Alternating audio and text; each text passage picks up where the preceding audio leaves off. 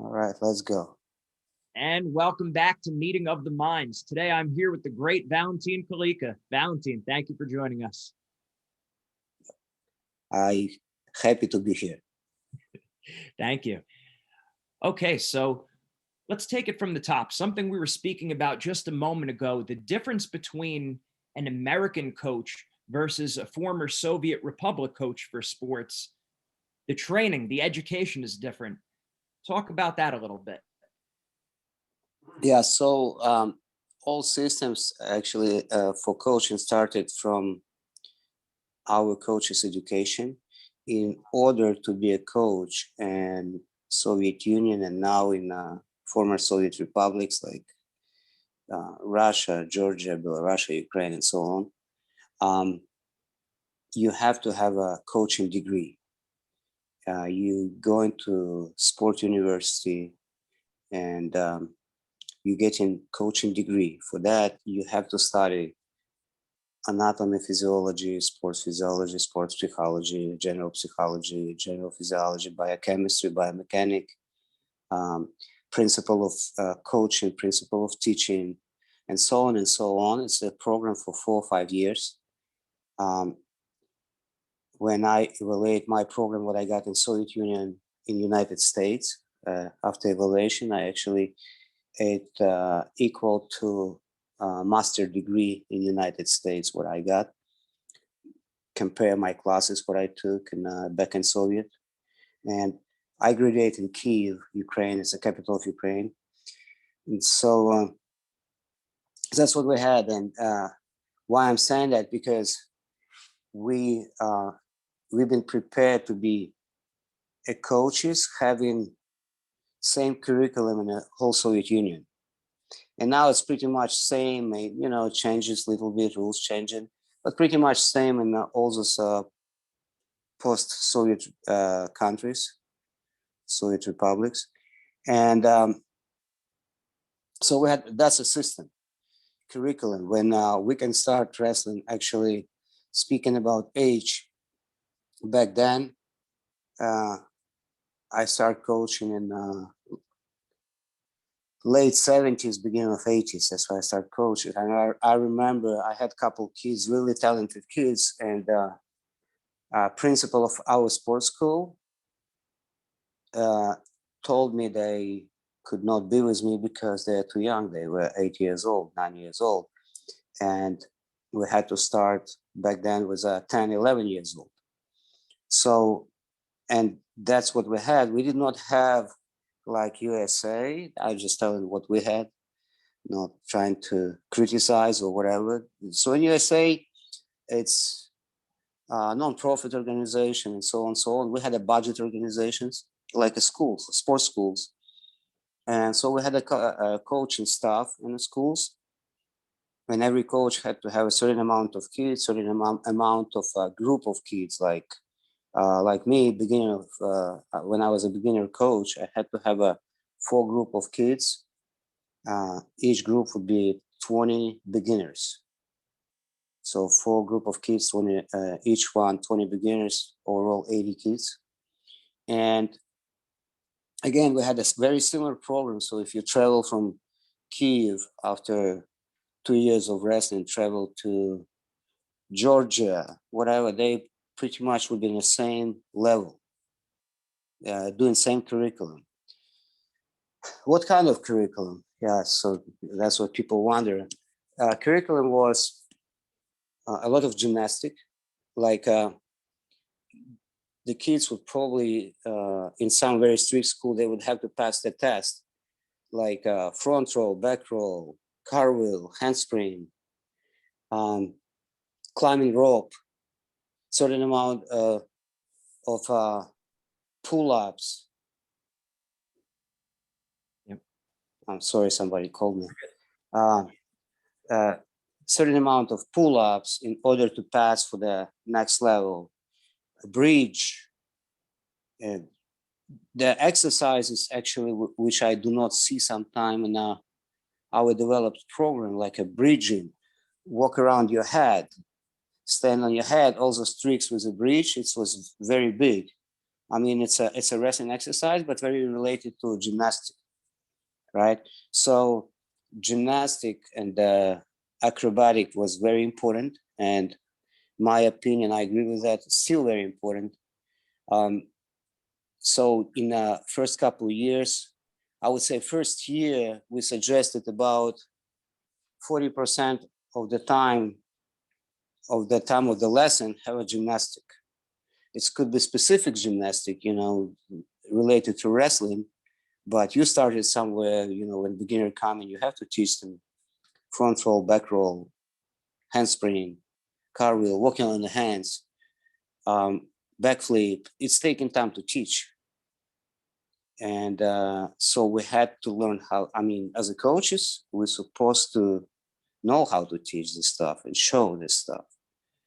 So again, in some very like high level Olympic schools, who had a better budget, it's always money, better budget, low budget, better budget schools, they could afford having gymnastic coach for the kids, teach kids gymnastic. So that's important part of what I don't necessarily see in the United States. I mean, everybody understands gymnastics is important, but it's not enforced like in Soviet.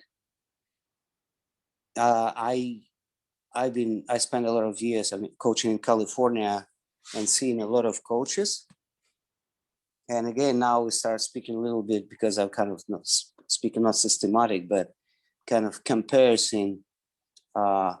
It's most of the USA coaches, kids coaches, beginner coaches, they are volunteers who kind of giving back to community. And it's great. I mean, I love those people, they come in, and how can you not love those people who come in voluntarily for free after work, try to give back to community. That's, you love those people, but some of them just talented and kind of analyzing what they do with the kids. Some of them doing what they've been taught to do, not necessarily right things to do. So they don't really know what to do. And I've been working in a busy street of LA. My responsibility was a coach of the coaches. And so I would talk to the, some advanced wrestlers. Okay, wrestling, yeah, you wrestle, let's say, World Championship, Olympics. And so you have 20 kids who never wrestled before, 10 years old. What do you do in the first lesson? And they're like, good question. What would I do? Right? It's no leg lessons or something like that. You got to do something. So that's where you need curriculum. And that's why I feel like a Soviet system, that's why it calls system, was more organized system. It had a system. Here, again, I saw a lot of different stuff. I saw when in the first lesson, you have 3 years old, 7 years old, 15 years old. They come in and the coach start teaching stance and penetration steps. And it, in my opinion, did not look well because they teaching those penetration steps, drop on the knee. It's like whole changing level, drop on the knee, trailing leg, this leg. And for 3 years old, 5 years old, that's even I could not understand what they teaching when they, to me, it's easy, just like step, grab the leg. But when you start listening how they explain it, changing level, drop the knee, trailing leg, this, and this, I getting confused. So I could imagine what's going on through the kids' mind when they teach. And also,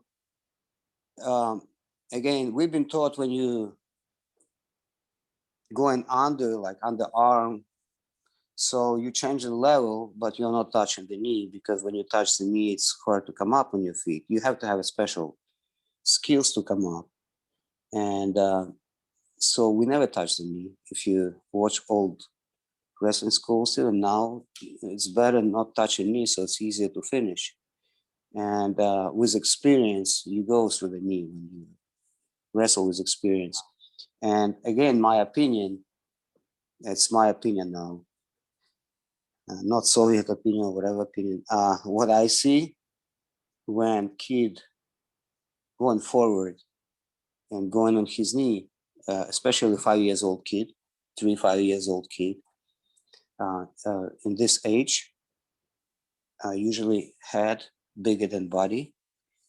You know, kids growing first head and shoulders, then body all of a sudden going big, and then heart still small. So it's like all this. It's a complicated age, you know, till you develop in a man or woman, and so you have to understand physiology. Do not hurt those kids. And so again, when 5 years old, dropping, going forward, going on a knee, so his head moving forward, and when he drops on the knee, so body stop, but head keep moving forward because head is big. And you're gonna tell the kid, yeah, keep your head up. But this head big and muscles not developed yet. So he's not ready for that. And so the head gonna move forward, even little bit. So when you do it the next 5 years, when you from 5 to 10 or from 5 to 12, you learn bad skill because your head moving forward when you're shooting, which is biggest mistake in wrestling, as you know. And it's hard to avoid it when you're teaching kids like that because they cannot control their body. So to me, that's a big problem. And so what you see when our guys going overseas and they doing really nice shots with a high crotch or double legs, they little bit forward, it would be enough place for guys from overseas like that hands and little chest lock and throw them over. We're getting caught a lot of like that. So those things already, and then it's taking years to fix it. And some can fix it, some cannot fix it. So that's why I see the problem. Not having curriculum understanding. Also, why this curriculum is so important for coaches, that in the school we been studying terminology. It's very important to have a terminology. So when you have a same terminology in Armenia, Russia, or Georgia, or Belarus, then you can write the book, you can write instruction, and people can understand what we're talking about. Here, if we call in each state or you know different names on the same move, we might not understand. You hear me? Because that makes okay, okay. Yeah, you might not understand what we're talking about. You know, it's some places one move could call like a right. That's Saturday night or something move. In some places, something else, Right. and you don't know, right? And so terminology, it's very important to share ideas. So that's important part. So that's why it's when you have a terminology, when you have a curriculum and agreement, kind of agreement curriculum, when you do first year, second year, third year, then it's easier to build a system. So that when kids improving and moving from team of Georgia, Ukraine to Soviet national team, they already been taught the same position. They all knew what means arm drag to the double or duck under, or all those moves, or how you get into over under position, what you control in over under position, what you control in underhook position, when you control in 2-on-1 position. Yes, obviously coaches have a different style and a little bit different understanding, so they can share with each other, but they've been all familiar with all those positions. There is no way that you make a national team and you're not familiar with a tone one or re-attacking from tone one or re-attacking from underhook or overhook, and you do not familiar with the throws. You don't know how suplex throw. You do not know inside trip. You don't know back sweep, forward sweep, and so on and so on. So many moves exist in the freestyle and Greco, and all those moves, all those members of the team know it's not necessarily they use those moves, but they know those moves. Here, sometimes I see that our high-level guys, they don't know back sweep or forward sweep, you know. This, I'm not talking single leg. Again, the terminology, and people misunderstand me when I'm saying about sweeps, and they show single leg sweep, and I said no, I'm talking about foot sweep. I'm forgetting to say foot, but it's a sweep, right? So it's a terminology. Yeah, so I met so many people who did not know those foot sweeps, and as you see, you know, my students like Piroshkova and Pico and Helen, they all did back sweeps. And all of them were on Instagram, famous for those, you know, like Aaron Molinero in New York Athletic and was a back sweep, or Yelena did at nationals back sweep or international level, and Helen hit back sweep at the final in France, in Paris, World Championship. So those moves, again, farming scare may be more close to folk style, but again, those situations when you throw from body locks, or you know, you lock in body and throw, those moves in a lot of wrestling schools in the USA don't even exist. Right. We just avoiding those positions. And I've been in the coaching staff of USA team, and you know, the coaches will say, head control, hands in the pocket, hands in the back. Don't give him hand. Don't hit him because you're gonna get a hand, or because you're gonna get underhook. So we are avoiding those style of wrestling because we're not familiar with that. So we stay away from this. Stay away. Why? It's smart we stay away because that's the way we find a way to win. But we don't have it as a weapon. So those things, you know, that, and again, it's coming from the system of knowledge of coaching. Um, again, what I see in preaching as well, that coach, it's a profession. In United States, again, it's a volunteer people, and it's a great people. It's the greatest people who volunteer and give their time and life, you know, but in the same time, they are volunteers, and most of them having no support. Most of them. I mean, I've been 20 years in California, volunteer, could not, just listen to this, could not afford to be a coach. So I had to do something else, being everyday coach, and I could not afford to see my son wrestle on weekends because I had to work on weekends. And to me, it's sad because my son grew up and he was All-American, he wrestled for the college, but I could not afford to see my son. I just could coach him. So it's a sad story because, you know, I've been explaining that coach is not a profession, right? Now, in our system, back, not our system, back in Soviet system, and again, and also in the culture, a coach could make athletes. Athletes not make a coach, coach make athletes. And they obviously, they grow together, and then coach becoming coach with a name creating athletes, but it's a coach creating athletes, right? If you start wrestling and you bought wrestling shoes and singlet, it does not mean you already know how to wrestle. Somebody's going to teach you that. So it's a coach's job.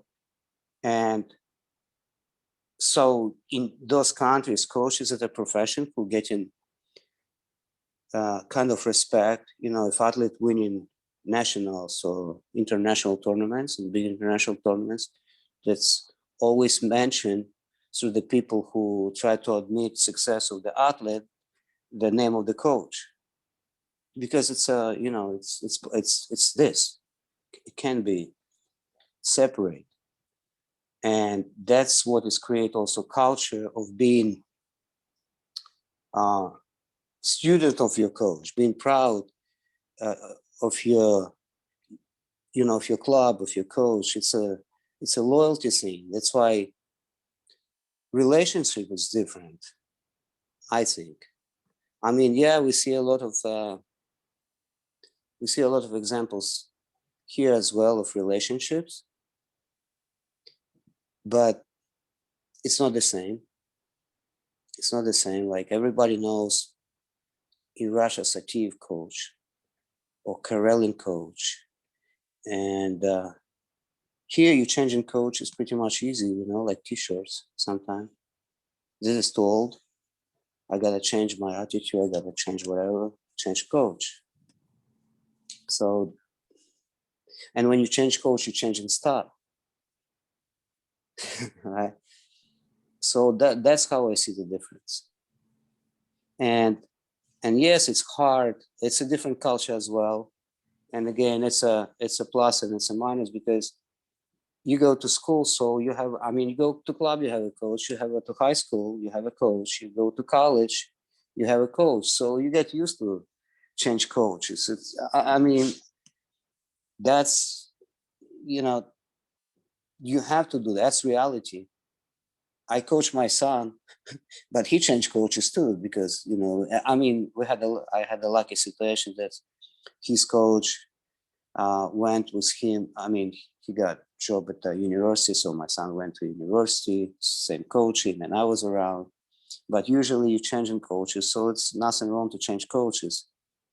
And again, the system is great because you have a club, then you have education, you wrestle, or your family involved, a lot of competition every weekend. That's what USA guys do. It's a kind of different system, the kids growing up on competitions.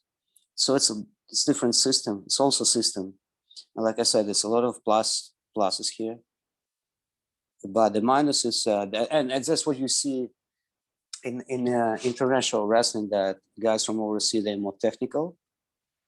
And USA guys, mentally more tougher. That's my opinion, much more tougher, because they get used to compete since they were kids. Okay. So, is it too early to start competing? If you were taking a kid from the beginning, do you start getting him involved in sports at 5? Do you tell them to play basketball, soccer, wrestling, gymnastics? What exercises should they do? Yeah, like I said, right now you could see a lot of kids 5 years old doing wrestling. And sometimes you see the success story when they start 5 and ended up being Olympic champ.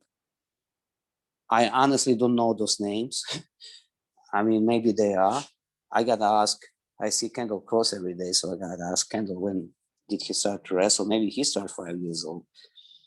I don't know, but I do know the guys back in Soviet, they would not be able to start when they were 5. And so age, it's always been a question, what age would be better to start? My opinion, too early, 5 years old, the kids usually flexible. They have less fear to do those jump tricks. So to teach them gymnastic before they start wrestling, because what I see from my experience, the kids who came from gymnastic, they catching up wrestling really fast. So back again, and from my experience, I've been coached forever, since 70s again. So I saw in my life so many generations, and that's what I did all my life, coaching. So I did not have ever in my life breaks. It's financial breaks, yes, but not in coaching. And so I saw so many kids in my life who've been doing 3 years, 4, 5 years, and being pretty successful. And some tough kid coming from gymnastic, and in 6 months he started beating those kids. And what good about it, they are fresh, they're not beaten up, and they're having fun, and they're progressing really fast. So that's what I learned. Even you watch Dagestani, we're talking about wizard position and how they wizard doing a cartwheel from wizard, right? Did you see like Sadulaev jumping, wizard doing cartwheel, right? And now you tell some kid do cartwheel, and you ended up just teaching him cartwheel, not the move cartwheel.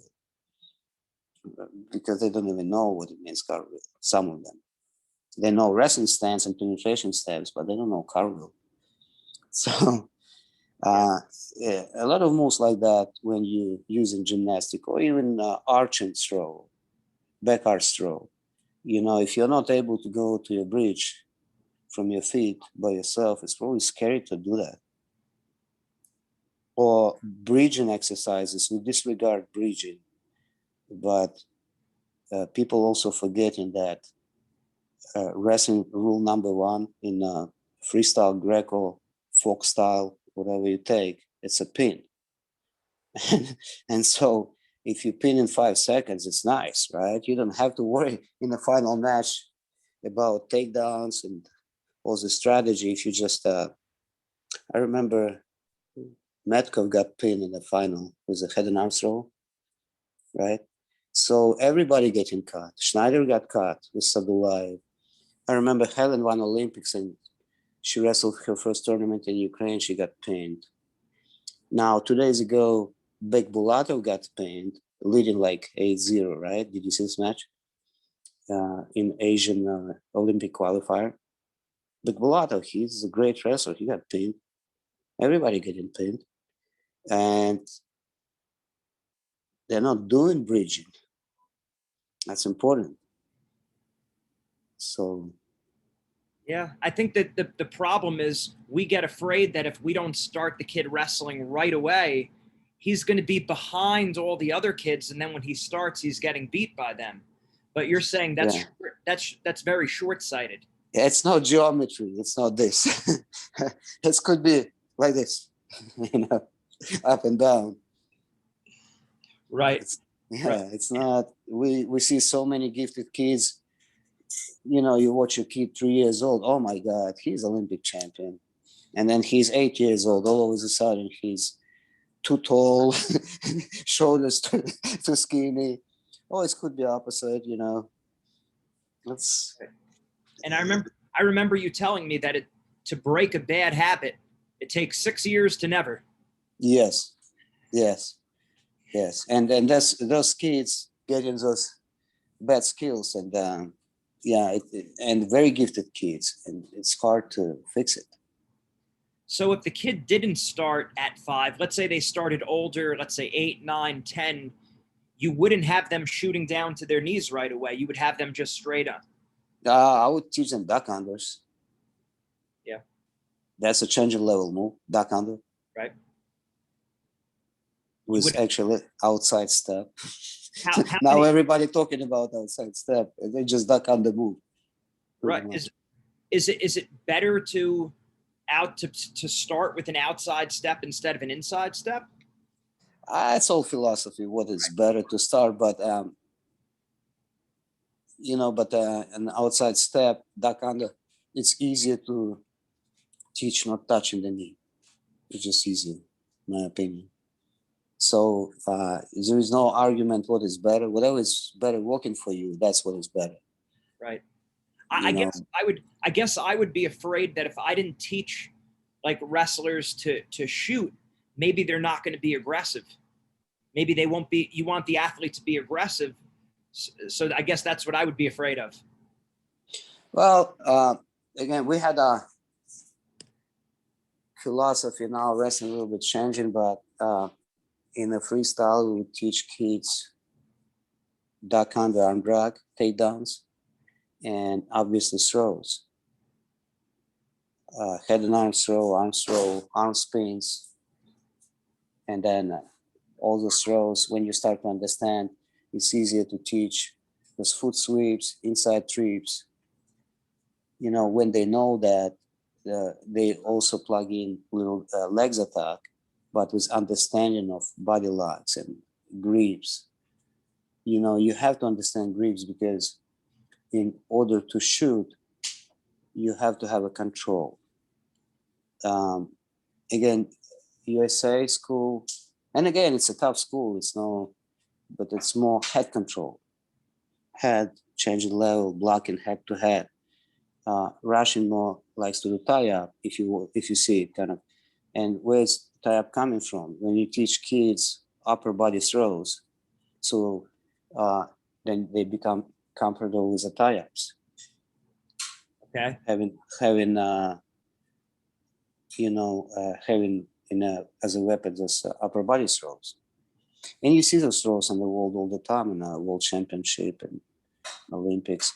Actually, I can't remember all matches, but I think the last match, Ali Regan, world placer, got caught on a head and arm throw, right? Got pinned at the Olympic trial. So, you scramble, a head and arm throw, boom, over. Right. So you would recommend showing them throws, arm drags, throws, foot inside trip before a penetration step. I would not even break it down those penetration steps for the kids. I would teach them to do duck unders, so they would be really natural to change level. And then, where you get in duck under, then you're gonna get legs. It's right there. It's right there. And then when you become more sophisticated wrestler, and then you're dropping on your knees and you're doing penetration step from your knees, because that's more sophisticated, especially part of finishing attack, coming up on your feet from the knees. Right. That's more sophisticated part. And think about it.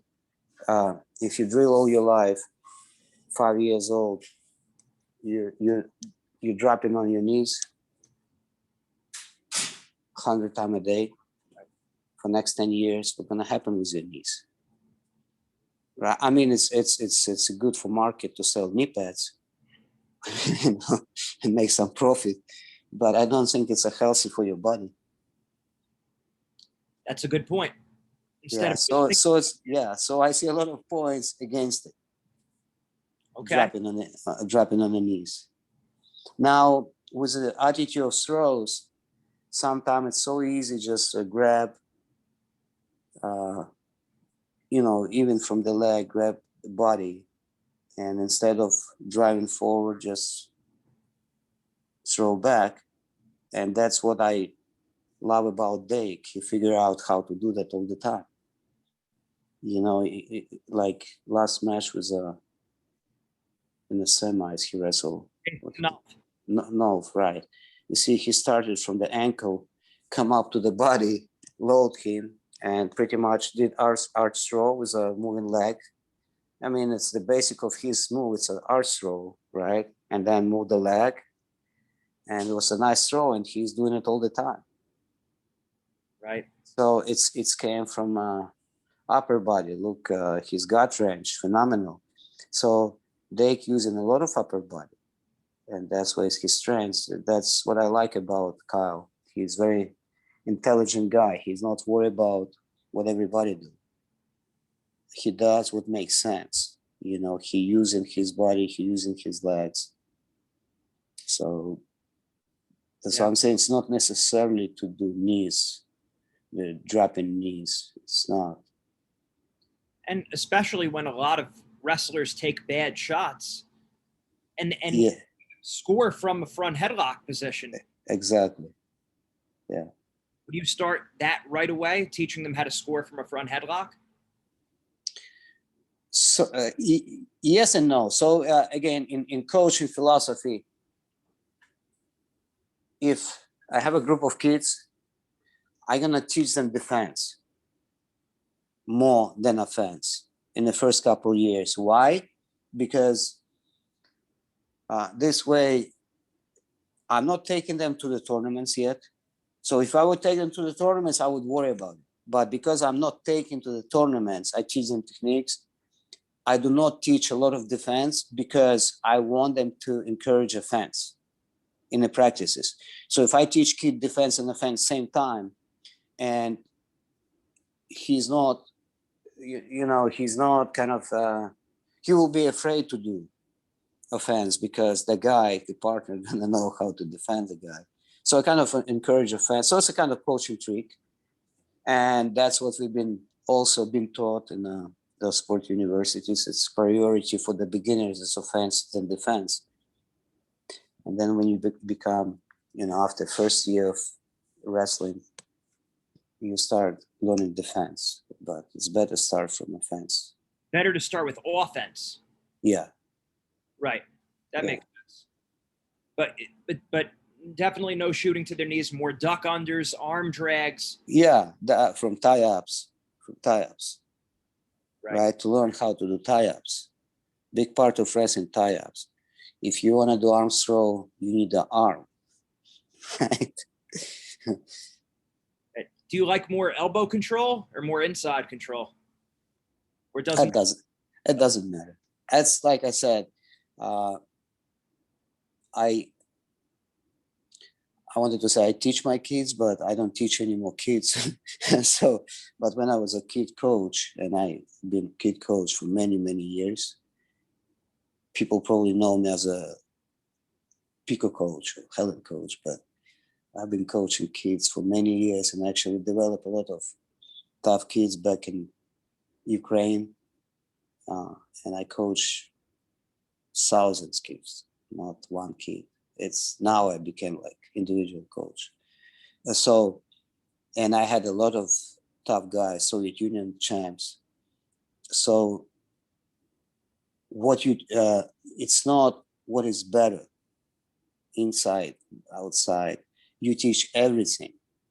On the first couple of years, you teach underhook, stone one, inside, outside, cover tie, every position. You educate kid, you teaching him ABC of wrestling, alphabet of wrestling. Okay. And then when those kids compete, you study them. So you see individuals as kids, because you start from 100 kids, and 5 years you might have 5 kids, 10 kids, and maybe 3 of them going to be really gifted, right? And again, it was a little bit different philosophy. Our job was raise Olympic champ. So you try to keep those guys, obviously, and then you spot those 3 best kids, and you start build those kids, what were their best, but they already have those tools. Then you discover this kid have really nice tone one, and then you think, okay, if he has tone one with anybody in the world, he wrestle American, Iranian, or whoever he wrestle, gonna start like tone one and control the. Probably this guy gonna end up being world champ if he can control anybody and have maybe 1-2 attacks of. Or we have a guy with heavy hands like Aaron Pico. So what you develop, you're not develop tone one day and night. You develop snap to attack. But it takes years first to teach alphabet, develop those kids, and then watch and think as a coach and create like like artist, create the kid. That makes sense, because a lot of coaches just show one move, the whole team does it, and they have some success because that's all they practice, but they're not versatile. They're not creative. They can't do. Yeah, so that's why I find myself here in the United States, after I had a little bit built my name in California. So some kids would approach to me with personal training. That's how I met Aaron Pico, for example, and I saw I did not teach him snaps right away. I was teaching him a lot of upper body, a lot of stuff. And then one day I started teaching him snaps, and then all of a sudden I saw his snaps, like, oh my God. So I started building up Aaron Pico on snaps. And again, it's, sometimes coaches and myself, I'm pretty sure I did not see some talent. Everybody talented, right? Like you see the kids movie, Barney, right? Barney. Everybody's special. Everybody's special. So you just gotta find it. You gotta see it. You have to have this eye. That's why my life is coaching. I'm passionate about it. That's my life, and that's what I try to. When I see the kid and I like his attitude, then I start watching close, and then I try to kind of visualize what would be best for him. And again, sometimes I'm right, sometimes I'm wrong. So, but yeah, but that's a system. So in Soviet, we had this system. So those kids, they're all different, but they had the skills. So when you pick the kid and build him, that's, you know, it's easy already because they have, and again, before I left Soviet, I've been working in a boarding Olympic school. What means boarding Olympic school? It's, you know, kids live there, but it's a gifted kids. We would find them from the national tournaments. We had like a special national tournament, and the first three, we would offer them to move to Kiev to boarding school. And in a boarding school, I mean, back then, it wasn't something, you know, the kids would live like 4 people in one room, and they would eat there in cafeteria. Probably food was not the best because, you know, Soviet, we did not have the best food, but they had a better food than home. And then I had the time to train in the morning and then go to school in the same facility and come back to practice. So we had them twice a day. So that was a special school when we, our job was to develop cadet and junior world champs and for the future Soviet Union national team.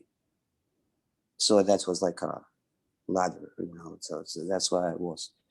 I think Cubans still have it in Havana, but their boarding school really looks bad, but they produce really good wrestlers. The Cuban still have Soviet systems, that's what I know. Excellent. 2 things, when we were at the Olympic Training Center together, 2 things stuck out in my mind that you taught me about pressure. You spoke about the importance of creating pressure all the time. And you spoke about not down block reshot. We learned down block reshot. Can you talk about pressure and why it's not good to down block reshot? I did not say not down block. I said Sprawl? no. I did not say down block with the head. Okay. I said down block with the arm. Right, down block with the arm and then reshot. Right. No, in the same time, pretty much. Right. So it's coming from the philosophy of, like I said, upper body tie-ups. So pummeling, all this stuff versus if you have head control, that's what you're gonna have in the future. You know, how are you gonna stop the move? You're gonna stop it with the head. So when you stop with the head, you kind of keep your opponent away from you. So it's harder to reshoot. Yes, you're able to reshoot, but you have to find out how to close the distance. But if I keep him away, then it's his legs probably far away. Right. But if he's shooting in my arm, blocking him, and I can reach his leg in the same time. So that's my reshot. It's a mechanical differences. Right. Now, Jordan, Jordan find really interesting reshot, you know, in his style when he would just doing shot and then kind of dropping on his knees. And when the guy coming up, he's just shooting. So it was very timely. It was something unique, you know, he like, I would say Jordan kind of, it's an innovation of Jordan. Right. And worked for him for many years, very successfully. But overall, you're probably going to see more reshots from European wrestling. Like Romanov, he could shoot in Olympics almost same time as Asgarov shooting. Asgarov shooting and Romanov hand would be always inside. He would not pass his hands. One hand would be always inside. One hand. It's not both. It's only one hand, but you can block him. Right. So it's coming from the hand fighting, from tie-ups. That's what kids been taught. So it's easier to do those type of free shots. Yeah, because again, it's my opinion. It's not. I'm not trying to say that's weird. That's I'm just trying to see, you know. Well, like you said, it sounds like it's all from a similar philosophy there, because when we learn, oh, a guy shoots, sprawl all the way back and then shoot. Yeah, it's hard. And like you said, and when you watch the international wrestlers, the senior level wrestlers, when the other guy shoots, the other opponent's shooting, blocking, and Yeah, shooting at the same time. yeah. That's why I told even Aaron sometime don't sprawl, because when you sprawl back, you moving back, and Aaron's supposed to. I mean, when I was coaching him, Aaron's supposed to go forward. If he's snapping and walk back, I would call it mistake. I didn't want him to step back even one step. It's like in the war. You just going only forward. You see, like Soviet, when they come back with German, they move them from the all the way to the Berlin. No step back. That's how you win in the war. That's how we've been taught, the mentality. If you can't step back, you cannot step back. Right. I guess because the way we learn to snap is you snap and you move your leg back. Yeah, but if you snap me and I would not go down, and you just snap me, so you did like 1-2 step back, and then I push you another step back, so you did already 3 step back. Right. So in 1 second of snaps, you lost 3 steps back. Right. It's a lot. Like, to me, it's a fighting for position, so you lost already center. Right. And that goes along with creating pressure, because when you create pressure, you could feel when they're going to shoot. Yes. And when you create pressure, as you know, you're going to have reaction from your opponent. So when you have a reaction, then you can read it. So you can move him in a proper way. You're going to snap him, open the leg, drive him. Then you can control him, creating pressure. When he creates pressure first, you will respond.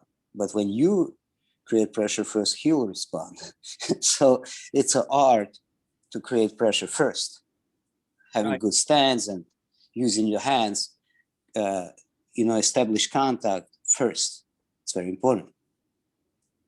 Yeah. Again, in my vision of wrestling.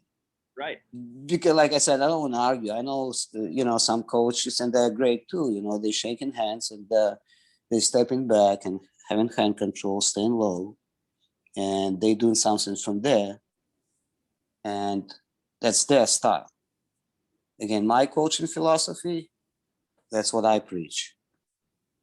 Create pressure. And so I develop what I preach, step by step. That makes sense.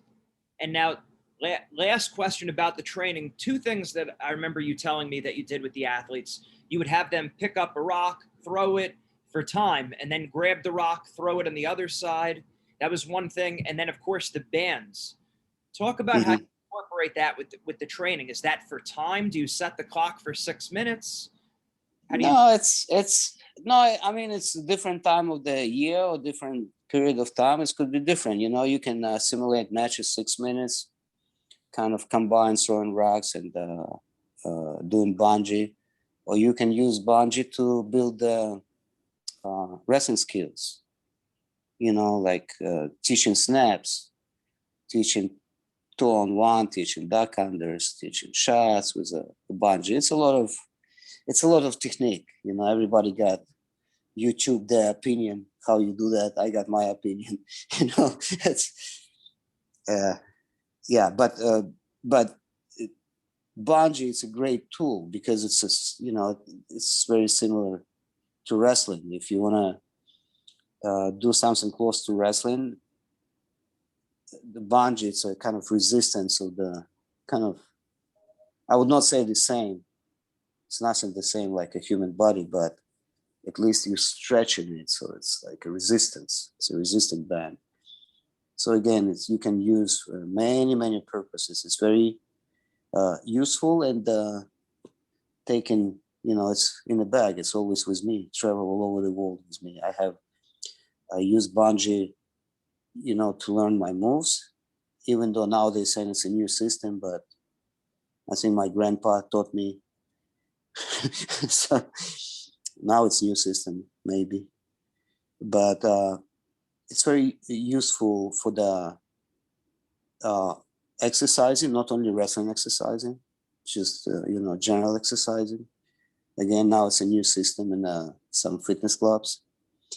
And also it's convenient. Like I said, my bungee travels me all over the world, and even now I'm not doing it as a wrestling exercises, but I'm staying in shape because I have bungee with me everywhere. Right. And you do that for time? Do you try to do you say 6-minute match, do different things or no? No, I actually turn reggae music and do 25 minutes. But less intensity, but kind of like for whole my body. Yeah. Because That's, unfortunately, you see, I didn't want to say it because people saying how you stay fit for 120 years, and then that's my secret. Bungee. in America, we think lift weights, run, lift weights, run. We don't think that as much to use. Yeah, like I said, you can combine. I do that too. You can run sprints and throw rocks and do bungee and put it in 6 minutes, and do intensity, get a heartbeat like uh, 30 times per 10 seconds, which is like what, 180. I mean, you can do intensity higher than wrestling match in 6 minutes if you want to. Yeah. And so you can kind of replicate wrestling match. That's what I do a lot. Excellent. Well, that's why you're still in shape. Yeah. Valentin, thank you very much. This was great. I appreciate it. All right. Welcome. Okay, Nice we're gonna put your website on the show notes, and anything else you want me to link, I'll throw it on the page. NYCRTC. Okay, got it. Titan Mercury. Okay, and Valentin Kalika Wrestling. you got it. We'll throw it in the show notes. All right. Thank you. Take care. Bye. Bye.